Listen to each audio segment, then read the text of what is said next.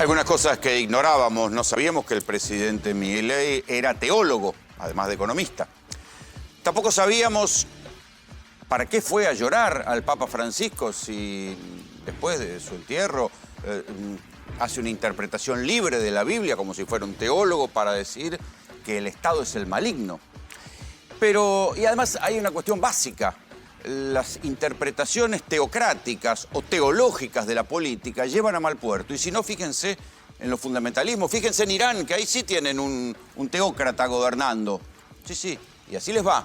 Así llevan las interpretaciones delirantes del Corán, las interpretan, las llevan a la política y terminan prohibiéndole a las mujeres que muestren la cara. Sí, así, ahí es donde llevan las interpretaciones teocráticas de la política. Por algo la Argentina es un Estado laico, ¿sí? Que se confiesa y se profesa básicamente católico, no evangelista, pero es un Estado laico básicamente, donde se supone que el laicismo permite un grado de racionalidad que es otra cosa diferente que los razonamientos religiosos. Pero si seguimos con los razonamientos teológicos al estilo de los que hace el presidente Milei, uno puede citar el famoso versículo del Evangelio de San Mateo, ¿sí? Que dice, por sus frutos los conoceréis. Entonces, si el Estado es el maligno, hay que conocer al maligno por sus frutos. ¿Y cuáles son esos frutos? Y ahí sí uno puede decir, por eso los combate Milei, porque considera que son una encarnación del maligno. Si el Estado es el maligno, las encarnaciones, las obras del Estado son obras del maligno. El Garrahan es obra del maligno. Estamos en problemas, ¿eh? Parece que estamos en una concepción diferente de lo que es bueno y lo que es malo para los argentinos. El CONICET es obra del maligno, el INTA es obra del maligno. Los gasoductos que deberían haber sido terminados, y enseguida vamos a analizarlo, son obras del maligno. Las obras públicas son obras del maligno. Las rutas a las que le cortaron el mantenimiento son obras del maligno y por eso no se las mantiene y por eso se las maltrata. Las universidades públicas son obras del maligno. Si el Estado es el maligno, todo lo público es obra del maligno. Entonces por eso se lo desatiende, le cortan la guita, los maltratan, echan a la gente, cortan la plata a los científicos de modo tal que haya una fuga de cerebros en la Argentina. ¿O es solamente una cuestión de inútiles o de tipos que solamente quieren achicar presupuestos? ¿O hay por detrás, para lograr ese recorte de presupuestos, utilizan este tipo de coartada teológica? No sé.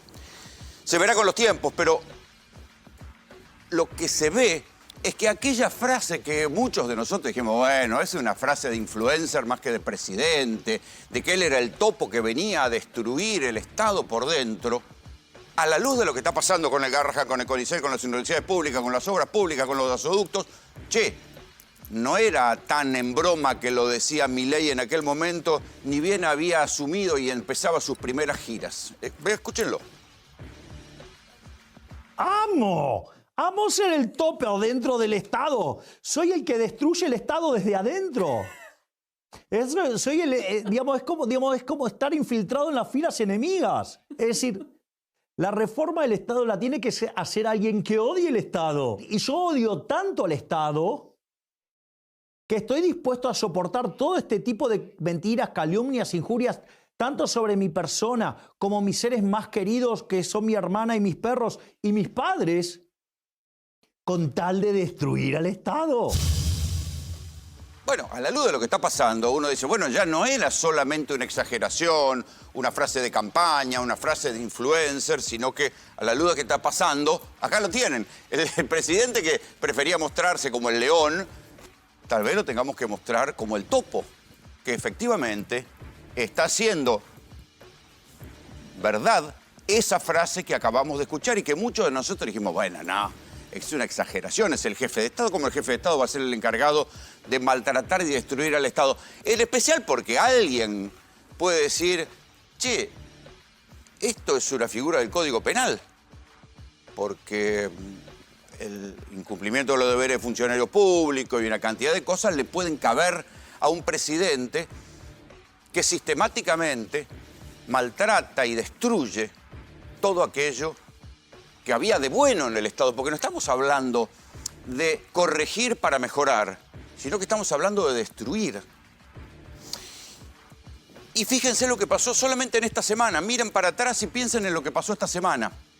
Y ahí se ve claramente que esa frase de venir a destruir el Estado por dentro, por lo menos ahora uno tiene que empezar a tomarla de otra manera. Fíjense lo que pasó en la crisis del gas. Ustedes saben que en el peor momento de la ola de frío nos enteramos que nos aumentaron el gas 1.500% promedio a todos los argentinos, que se suponía que ese aumento en el precio del gas iba a ser para que no hubiera subsidios y que hubiera más obras y mejor provisión de gas, por lo menos en la interpretación de la Biblioteca Milei. Pero nos enteramos que aquella frase de Milei cuando dijo no hay plata para obra pública también se iba a aplicar a los gasoductos. Y ahí es donde uno dice, che, esta idea de destruir el Estado, de que no haya más obra pública, ¿es solo una picardía? ¿Es solo para mantener ese personaje de influencer extremo? ¿O termina siendo un tiro en los pies? Volvemos a la frase, porque recordemos que aquellas frases que todos nosotros decíamos, bueno, che, no se va a animar, es un disparate, esto no puede tener sentido, existieron y ahora, un año y medio después, empezamos a decir, che, pero está cumpliendo con lo que a todos nosotros nos pareció una exageración. Escuchen. ¿Qué vas a hacer con las obras públicas que ya estaban licitadas? Porque esta es una respuesta a la que vas a dar importante para los políticos, los micropolíticos, intendentes y tantos del interior. Nosotros no tenemos plata. No tenemos plata. Con lo cual, esas obras pueden ser entregadas a el sector privado y que las termine el sector privado. Nosotros no tenemos plata. Si hay déficit fiscal. ¿Y con qué te la paga el intendente? Que busquen la forma de financiarlo. ¿Eso va a ser para todos? Al principio no va a haber obra pública. Vamos a ir a un sistema de iniciativa privada a la chilena. Y entonces le buscará la forma el que hace el proyecto. No hay plata. Sea donde sea. No hay plata. No hay plata, Alejandro, no hay plata. Si no hacemos el ajuste fiscal, nos vamos a la hiper. Bueno, la cuestión es que esto se cumplió. Y se cumplió de modo tal que ahora el gobierno que tiene penuria de dólares se da cuenta, o por lo menos no sé si se da cuenta, pero los que miramos la realidad un poquito de atrás, nos damos cuenta el error, el peso del error de esto.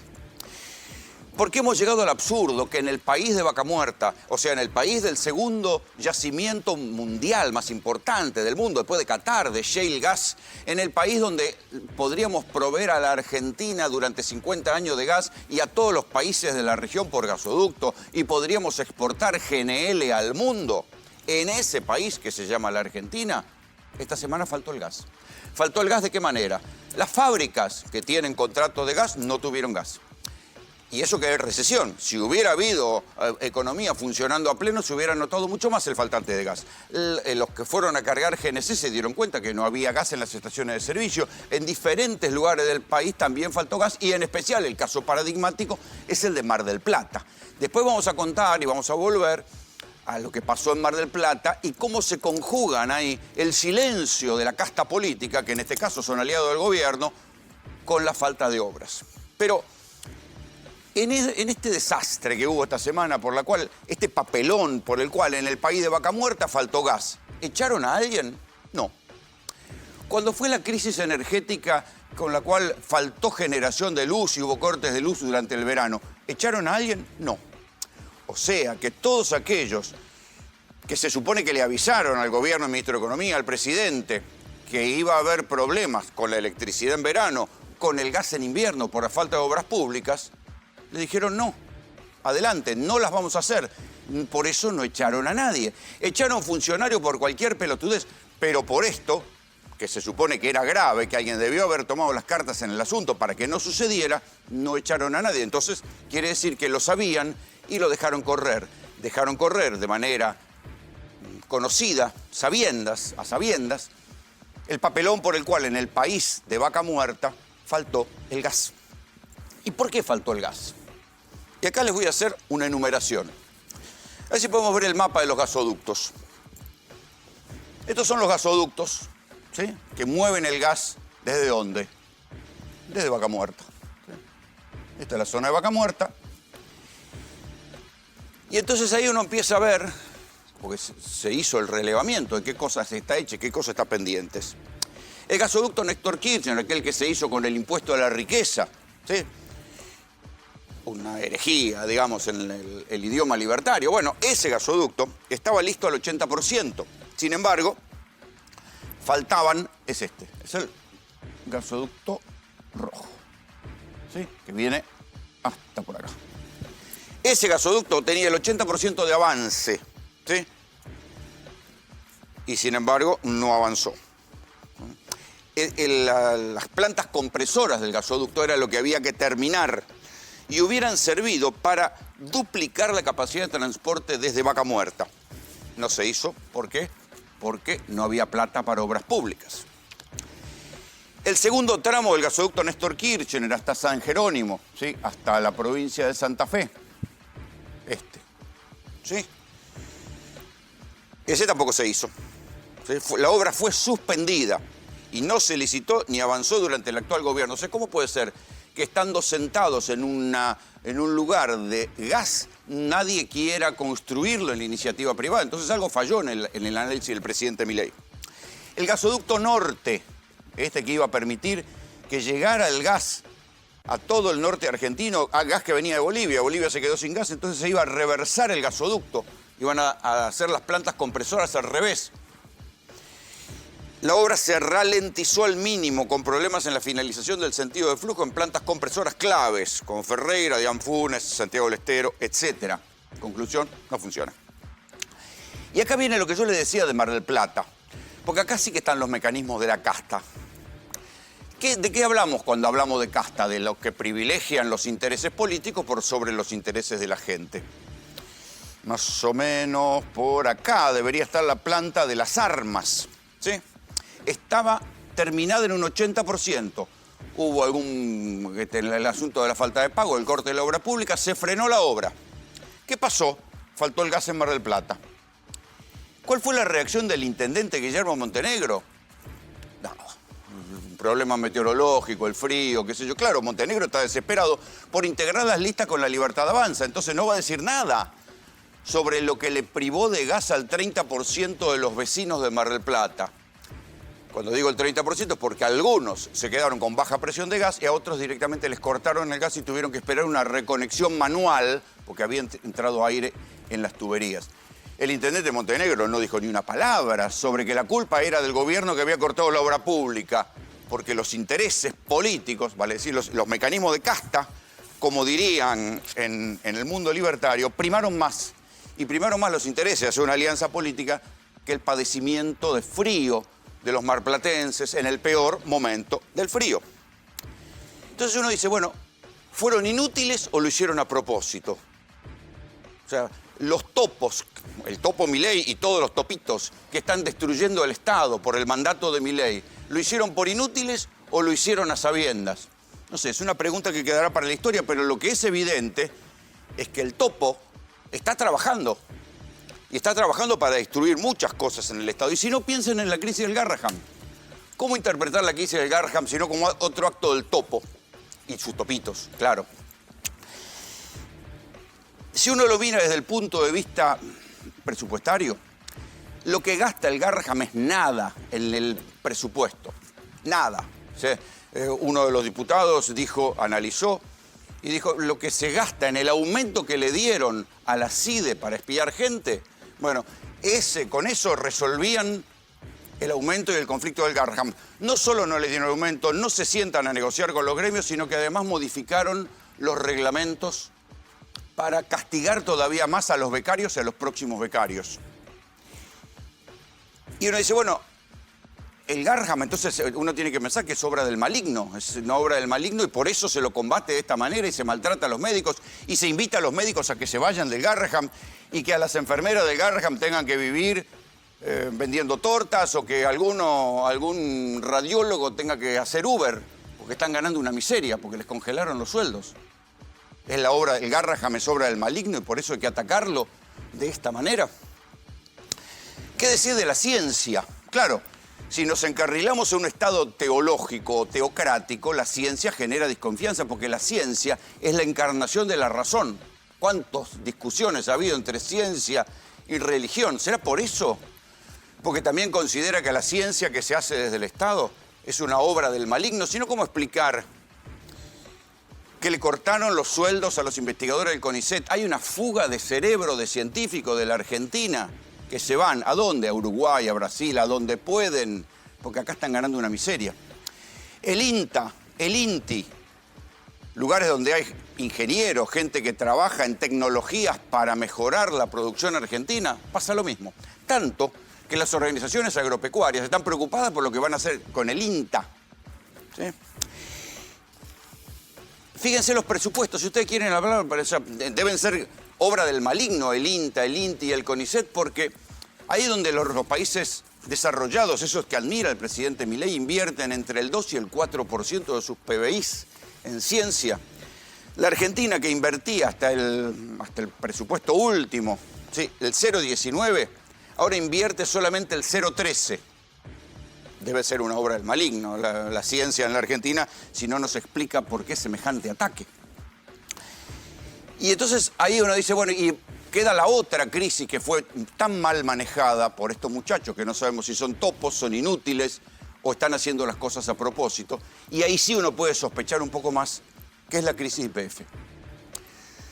Porque en la crisis YPF, que no es solamente YPF, la empresa que nosotros conocemos, las estaciones de servicio, YPF es la dueña del 70% de las áreas de Vaca Muerta, de ese mismo lugar al que el propio gobierno apuesta para que le traiga dólares y le mantenga este modelo de importaciones baratas y muchos dólares que entren por el petróleo, el gas, la minería, el campo.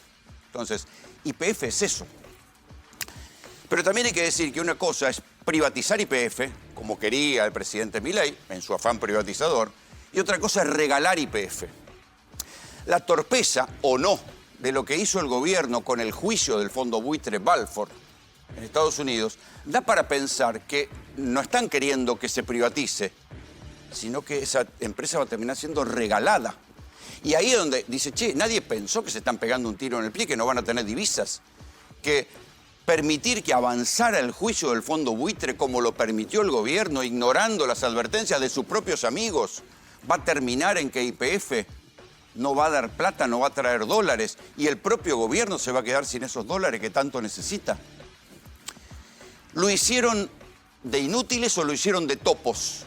De topos que vienen a destruir el Estado. No sé, la verdad que eso lo juzgará la historia, pero lo cierto es que cuando uno ve, primero, la cantidad de veces que el fondo Balfour mandó mensajes para ver si podían negociar y bajar la plata y avanzar en la negociación, desde el gobierno lo ignoraron. No, dice, bueno, se equivocaron, soberbia. El propio procurador del Tesoro, Rodolfo Barra, que tenía un conflicto de intereses antes de irse, hizo lo correcto. Se presentó en Estados Unidos y dijo, no, nosotros no vamos a pagar, vamos a seguir este juicio. Pero también recomendó que hubiera un carril de negociación, en privado. Desde el gobierno no le dieron bola. Y ahí uno dice, che, ¿y quién fue el sucesor de Barra? Santiago Castro Videla, ¿sí? Procurador, es el nuevo procurador del Tesoro, ahí lo tienen. Y uno dice, ¿y qué tiene que ver esto con el juicio YPF? Mira, casualidad o no, será cuestión del topo o de los amigos del topo. Lo cierto es que este señor fue socio de Alberto Bianchi. ¿Quién es Alberto Bianchi? Actuó como testigo experto por la parte de Balfour. O sea, es un argentino que terminó asesorando y actuando como testigo del fondo buitre. No sé cómo se llamaba esto en otra época. Cipayo, esas cosas, bueno, por una antigüedad. Alberto Bianchi, socio en un estudio jurídico del actual procurador, ¿sí?, fue testigo experto de Balfour en el litigio contra la Argentina por YPF. ¿Sí? Entonces ahí uno dice, sí, pero entonces, ¿quién atiende el mostrador de la defensa de los intereses de la Argentina? ¿Lo atiende Milei? ¿Fue casualidad que el presidente Milei, recuerden, el domingo pasado nosotros lo mostramos acá, fue y se presentó con su perro, uno de sus perros, en un streaming con el buzo de YPF el día antes que se conociera la sentencia delirante de la jueza Loretta Presca, que dice que la Argentina tiene que darle el 51% de las acciones de YPF al fondo buitre. Un disparate absoluto. Pero si bien el gobierno apeló, en términos formales, hizo un escrito correcto apelando, lo que dijo Milei, que esto era culpa de Kicillof y de Cristina y qué sé yo, va a ser utilizado seguramente por el propio Fondo Balfour en contra de la Argentina. Entonces uno dice, bueno, ¿qué están queriendo? ¿Que YPF se privatice o que YPF se regale?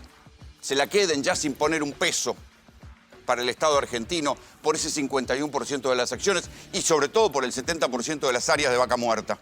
¿Es de esta manera que lo van a privatizar sin que entre nada de plata al Estado argentino? Y ahí uno dice, che, ¿YPF es obra del maligno también?